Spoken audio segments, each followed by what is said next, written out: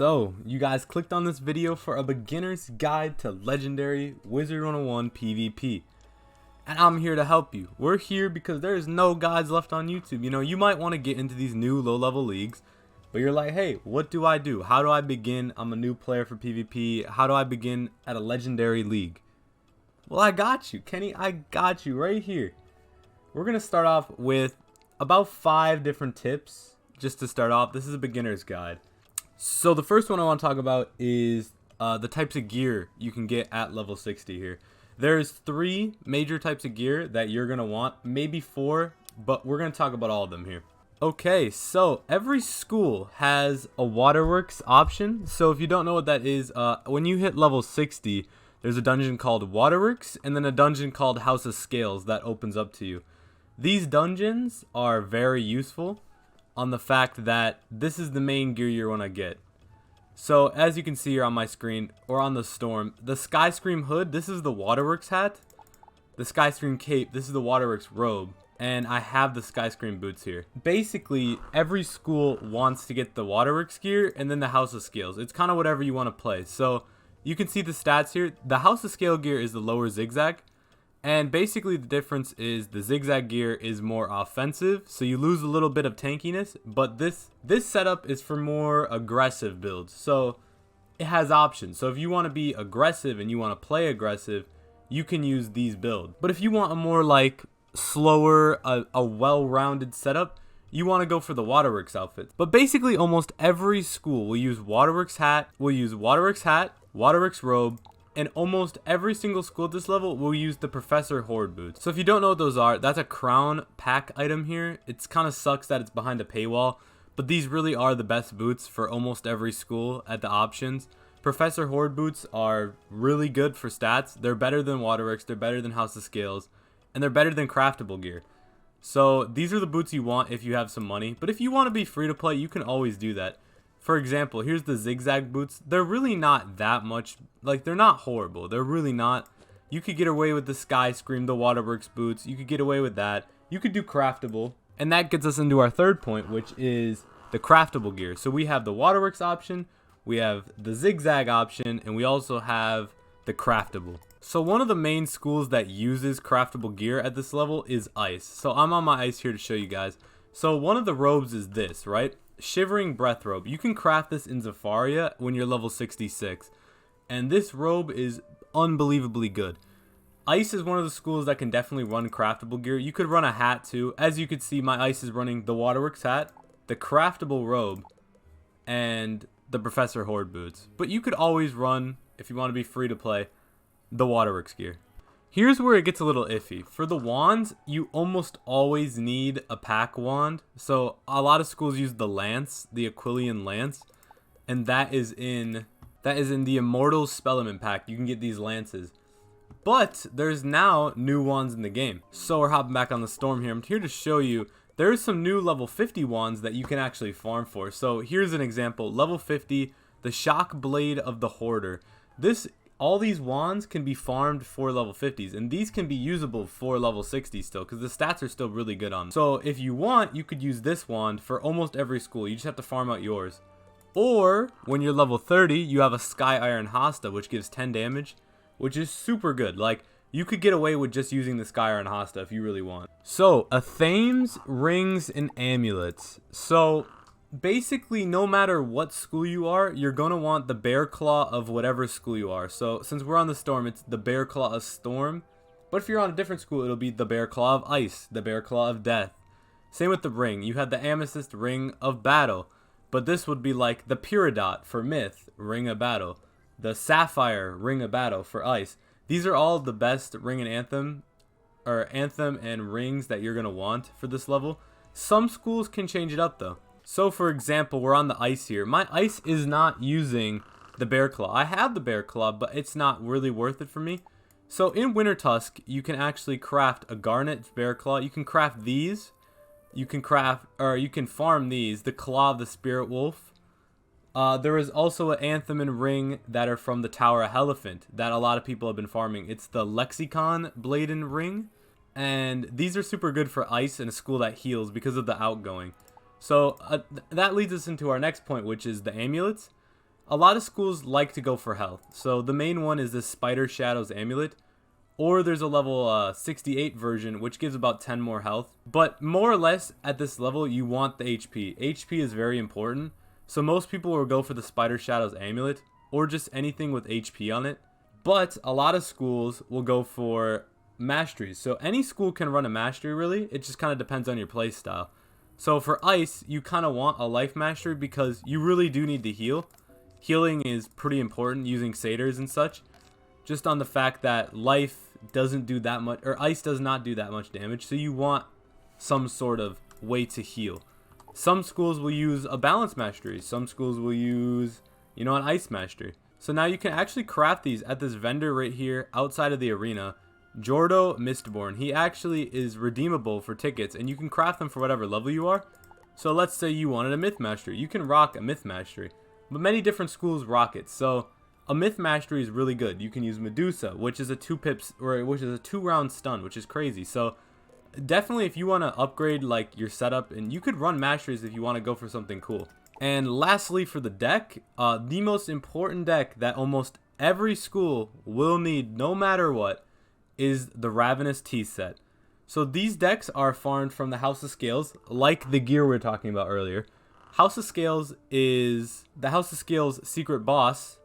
Belloc also drops this deck. You have to use a stone key to get in, but these decks are really cool.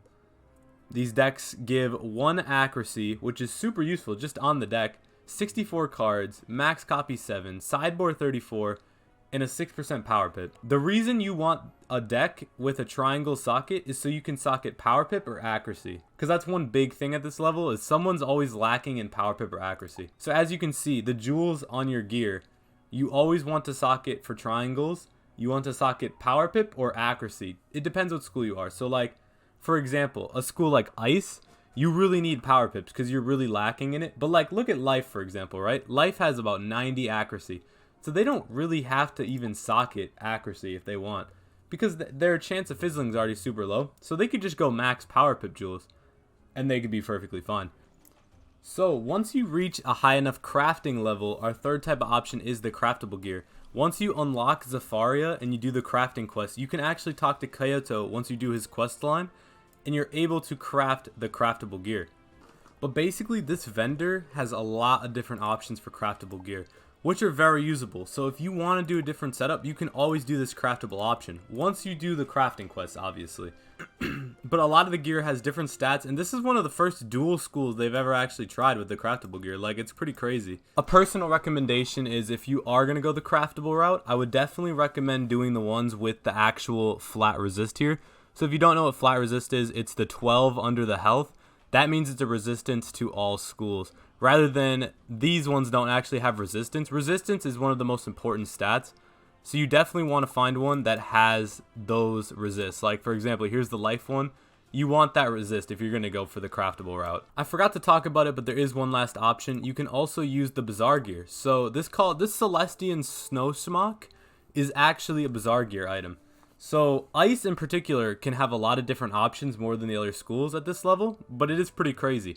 But the Celestian Snow Smock is a 17 flat resist robe, and you can just buy it in the Bazaar. You don't have to farm for it. You don't have to farm gear at all. You could just straight buy this in the Bazaar. Great robe if you're playing Ice, and I would 100% recommend using this if you could just buy it in the Bazaar. It's super cheap, easy to get. So now we are on to the second part of this video, which is going to be Roshambos. So Roshambos are new spells that are added to Wiz within the last good 6 months here, and basically they're conditional spells. So every card game has conditions. For example, every school has new Roshambos, and they go all the way up to max level. But at level 60 here, we only get to use 2. So each school gets access to 2 Roshambos of your own school. So for example, on Ice here, we have Wall of Blades and Glacial Fortress. And these conditionals can be kind of hard to read, but all you really have to do is just really focus on the symbol and you can figure it out. So basically, Wall of Blades, right? It says clear 3, a charm, and then a monster symbol for shield on self. So basically what this means, you really have to think about these symbols when you're trying to learn how to read these. So a charm on enemy. So that means anything like a blade. blades are charms. See and you can see on the icon there next to the blade, there's a green clover sign, same as the blade sign. So when they cast a blade on themselves, you can steal whatever for a shield on yourself. So, and it's up to 3. That's what the 3 is for. So it's max 3. So if they have 4 blades, you can steal 3 of them for 3 shields. That last blade will still be on the person. But it also works in the sense that if they have 1 blade, you can steal 1 blade and get 1 shield. But they are 3 pips. Every Roshambo is 3 pips. And for example, here's another one. Glacial Fortress. We have negative charm on self for shields. So negative charm on self is like an infection or a weakness. Anything that puts a debuff on yourself is a charm with an X through it. And basically what this means is it's up to 3 again, but it's negative charms on yourself, which will turn it into shields. So each school has their own identity, and Ice is being shields. So their Roshambos will revolve around shields, but each school has different types of Roshambos. So for example here, Life gets clear traps on self for healing overtimes, and then you also have clear overtimes on self for healing overtimes. So you see the trend here. They'll always have a certain effect that's the same. So for Life, it's healing overtimes on self. It just depends what they clear. So for example, a lot of people run a Life Mastery and they'll run Tranquility because it's a good trap counter. So people, if they're going for trapping on you, if they're trap stacking on you, you can run Tranquility, get rid of 3 traps, and put healing on yourself. I would say each of the Roshambos at this level are very effective and very important in your gameplay, except for Storm. But the main, like, for example here, Myth has really good ones. It's all about putting traps on, and Myth has a lot of things that work off of traps. So, for example, Minotaur, when you upgrade it, it works off of traps. And Myth has a lot of different ways to get traps. But theirs is clear shields on enemy, and you put Myth traps. Clear debuffs on self, you put a Myth trap. It's kind of the thing here. Fire puts overtimes. Death puts weaknesses and infections, I believe. But the one school that really gets hurt by this is Storm. Storm is the one school at Legendary that can't actually take use of the Roshambo spells. And it's purely because of how weird they are. So, Storm is all about putting blades on self, but the conditionals are very weird. Because as a Storm, you don't have much HP to actually work with. So you won't ever have a chance to clear healing overtimes to put a blade on yourself. You'll never get a chance to clear overtimes on yourself for a blade. It's not worth to pack purely on the fact that you won't have enough time to set these up. And with your low HP, it's just not worth it. You want to run a smaller deck. And the last school is Balance, and Balance Roshambos are really good because a lot of people run a Balance Mastery purely on the fact that it's a good trap counter and a blade counter. That's all Balance is. It's get rid of the blade and traps, and you put pips on yourself and them. Really good spell if you want to run a mastery. 100% recommended. So now we are on to part 3 of the video, which is craftable lore spells and spells that are also very useful. So now we are on to part 3 of the video, which is spells. So every school has spells you can get through farming and crafting. They're special spells, basically. So for example, one of Storm's best spells are Queen Calypso. Puts 20% trap and it hits them for 4 pips. Thing is, to get this spell, you have to craft it or you have to open it from a pack. And crafting these spells can be quite hard. That is why it's recommended to craft when you're going to level 60, because you could have craftable gear. You can craft all the Lara spells, which is super useful, very useful. And the other option is some spells are farmable. So for example, Catch of the Day here, it's 5 pips, 550 to 600 damage, and it removes 2 blades on the enemy. Super good spell, but this one you can farm. There's a bunch of different spells such as Burning Rampage, Catch of the Day, and I think a couple others that you can farm during with keys and such, and you can unlock these spells by getting lucky. But I actually got Queen Calypso from a pack, ironically enough. Yeah, I did not craft it on this one, but usually I craft most of my lore spells, so we'll show you that here. So for example, on my myth, I actually crafted a certain spell here. I crafted Athena. As you can see, it took a lot out of me, but this spell is super good for myth, and it's very important to have, so I needed to craft it. So I got my crafting up to level 60 to Safaria, and I was able to craft this spell. Another one that people really like to use is like Ninja Pigs, for example. Ninja Pigs is a super good spell, but you can also farm this. You could craft this just like Athena, but I didn't really want to go through that, so I just farmed it. Some of these spells can be farmed, so I would definitely recommend just looking up the name of them and seeing where you can get them in the game. Some of them obviously won't be able to farm, but I would just recommend looking it up. I don't really want to go through all of them that you can farm and not, because that's a whole video on itself. But Ninja Pigs you can farm somewhere in Mushu, and it's super good spell. Part 2 of our spells that we're going to talk about is Spellements. So KingsIsle implemented a new thing with the recent PvP update where every school has Spellements. Or every school has a Spellement path that they can take on their spells. So for example, normal Troll, a 2-pip myth spell, is 170 to 210 myth damage. Now with the new Spellement pass, you can go upward path, and you can go all the way to 230 damage, or you can do what I'm doing, go the bottom path, where it does about the same damage, but you summon a minion every time you hit them with the Troll, which makes really fun strats. So for example, Minotaur here too. The top path is more damage, but the bottom path is the more traps they have on themselves that you put, the more damage it's going to do. So if they have 3 traps right now, I get times 385 onto the spell extra. It's super good. I would definitely recommend looking into the Spellements and different paths that you would go to. There's many videos on which Spellement pathways are best and which school, like where to farm them and everything. But all you really need to know is you can farm all these Spellements in Dragonspire, Mushu, Marleybone. And I would recommend looking up some other videos if you want to find where to actually farm these. But I will say that having Spellements is a definite must at this level, and it makes the strategies really fun for making your own deck. So our fourth topic is pets. Pets are very important in Wizard101. I would even vouch to say that pets are the most important thing that you need at every level of the game. Pets will carry you throughout the whole game. The stats that pets give in this game are unbelievable. For example, let's look at my Maple Moose that I use on my myth. The stats that it's giving 16 damage, 15 resist to every school, 9 accuracy to my school, and 3 pierce. Unbelievable for just one item that I have, which is a pet. So I would definitely recommend getting a great pet for whatever school you're going to be doing. Most schools can get away with double resist is almost a must for every school. And then double damage, triple damage, more or less that's the go-to that you want to go for. As you can see though, my Myth and Storm are running accuracy on their pets.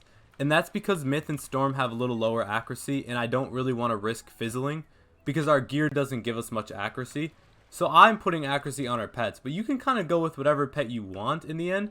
It just depends on your kind of playstyle. So like, for example, I have double resist on this pet with 10 storm damage, 9 accuracy to storm, and 4 pierce. So a lot of people would be like, aren't you the hitting school? Why wouldn't you go for like max damage?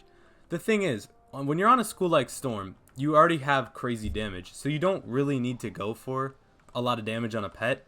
You want some good resist on it, and you want accuracy so you don't fizzle. But there's some people that run power pips on their pet. Like I see a lot of ice wizards that run power pip because it's super useful. But more or less, if you're new to pets, the general idea is just get a double resist, triple damage pet, and you'll be perfectly fine. That will do perfectly fine. It'll carry you through the game. And just try to get it on a pet that has a good spell. You know, some schools matter, some don't as much. But for example, Storm really needs Storm Elf because they need an overtime to get off shields. And this pet is really good for getting off shield. The fifth on the list is deck. So the thing with deck setups is every person will have a different deck setup. Okay, so that's one thing you got to know when you're building a deck. I personally recommend always building your own deck. I think that copying someone else's isn't always the best option, but this is what I'm going to recommend for deck building if you're new. You always want stun block no matter what school you're on. You don't want to get stunned in any of these games, and I would definitely recommend purchasing stun block and going out of your way to get this spell. You're going to want to carry 4 to 5 of these. You could even put 1 extra in because you really want to be able to pull this and just put it on yourself right away so you're good. At the moment, you're going to want Extraordinary. These are very useful for level 60 because it's the Pierce enchant. So basically, if you don't know what that is you enchant your spell with these Pierce enchants and accuracy, so you're able to do even more damage. So I would definitely recommend getting these spells no matter what school you are. You will need these stun blocks and these no matter what.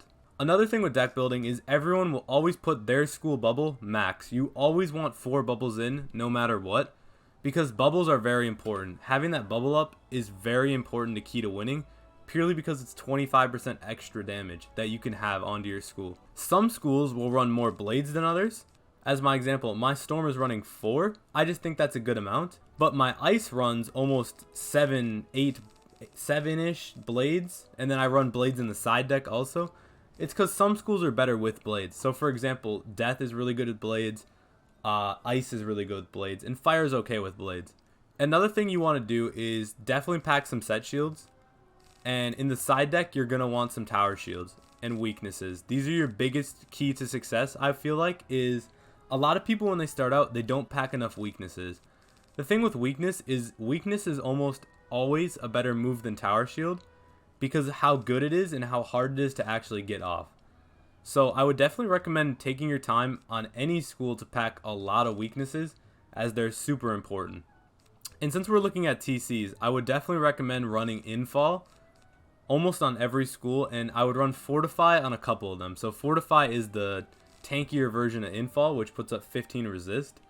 And I would run Fortify on Myth, I'd run it on Life, I'd run it on Ice. You could get away on Balance. I would definitely recommend running Fortify, maybe 2 of them, 2 or 3, in the side deck on a Myth, Balance, or Life. And the thing is, for a lot of schools here, so for example, Storm, we use Triton in the side deck, and we use Leviathan. That is because, for example, Leviathan is 1,135 damage as a TC. But if we go to the normal Leviathan card, it's only 975. So since we're using the TC version, that's almost 200 something damage more just for using a TC card. So I would definitely look into your own school and look into if the TC card version is better than the actual main deck version. And if it is, I would definitely recommend running the TC version. Another very underrated spell is Empowers. Empowers are very good. They can get you momentum. They can win you any game. I run Empower almost on every single school because it can get off weaknesses and it gives you pips, which is super useful depending on your situation. It's just a little hard to get used to. So here's my general rule of thumb when I deck build. I always want to put my main card that I'm going to hit with as my most copies of the deck. So for example, you see Triton and Stormlord and Thunderman are my most used copies. There's 3 of them, 3 and 3. That is because I almost always use these cards and I want to pull them more than the others. So Stormlord, for example, is really good if they don't stun block, because it will stun them for a turn. But if they, for example, stun block round 1, anytime I see a Stormlord card, I'm going to discard it then, right away. Because the thing is, you want to keep discarding cards that you're not going to use, so you can kind of cycle your deck. That's what makes a good player good, is when they're able to cycle their deck. And Calypso, we also run 3 of because it's one of our main hits. But for example, I use Lightning Bats a lot. I use Storm Shark. Catch of the Day, I use it occasionally. But these are all very situational, so I wouldn't pack many of these, because if they're situational, you don't need 1,000 of them. Same with Kraken. Like, these are all good cards in their own retrospect, and they would definitely have won me countless games. But you have to think of it as, are you really going to be using this card more than twice? Same, and for example, it goes for Leviathan. Leviathan's a very good card. It'll almost one-shot them, but I don't need 3 of them in. I only need 2. I'm not gonna have 8 pips 100% of the game. I'm not gonna be able to pull it, but I'm packing 3 Tritons because that is one of my main hits. You know, 1 5-hit just in case. It's just a situational card. So I would definitely recommend looking when you're making your own deck and you're building your own playstyle to just mess around. You can add cards all you want. Doesn't have to be the same as mine. You could add whatever you want. You could do whatever you want to your deck. But I would recommend just messing around, trying games out, and if you think you pull one card too much and you don't like it, just get rid of one. Let's say, hey, you're pulling too many Thundermans, bring it down to 2 or 1. You don't need to have 3. You know, you can always just mess around with the deck. You can always change it after, and I would definitely recommend just messing around, add some copies that you want, and then if it doesn't work out, try to take some out, try to change it up. Hopefully this guide was useful and it wasn't full of just crap.